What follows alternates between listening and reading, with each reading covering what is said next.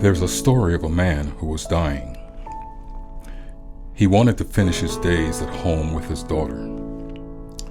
His daughter encouraged him to spend time praying, but he would just mumble and wave her off. He wanted to pray, but was too embarrassed as he didn't know how to pray. Then he remembered an old friend telling him that praying is like talking to someone face to face. This friend suggested pulling up a chair and talking to it as if God was sitting there. One day, the dying man decided to try it. When his daughter left for work, he grabbed an old wooden chair and placed it next to his bed where he spent most of his time. Then he began to talk to the chair. At first, it was awkward. Not much was said. He would stop and turn over, ignoring the chair. The next day, he tried again. Still somewhat awkward, but he talked a little more. Day after day, he continued with a bit more talking each day. Pretty soon, he couldn't stop talking to this chair.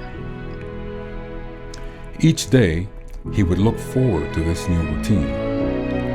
He would wake up, eat breakfast, say goodbye to his daughter as she left for work, and then began to talk to the chair.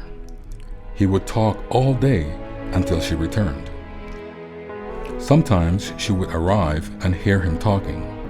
Concerned for her dad, the daughter called her pastor and asked for a visit. The pastor arrived, greeted the daughter, and made his way to the man's room. As he approached the door, he heard the man talking. He knocked and cracked the door a bit. Slightly startled, the man stared at the pastor. The pastor introduced himself and, assuming that the chair was for him, sat in the old wooden chair.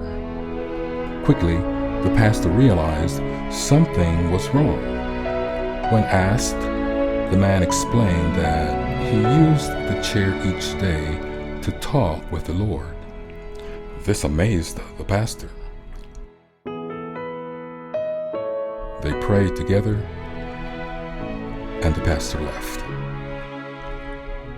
A few weeks go by, and the pastor calls the daughter to see how her dad is doing. Sadly, he had passed that night. The daughter commented on how she found him in such a strange posture. Curious, the pastor asked what she meant. The daughter found him hunched over with his arms crossed and his head on the chair. With tears streaming down his face, the pastor stated that her dad had died in the arms of Jesus.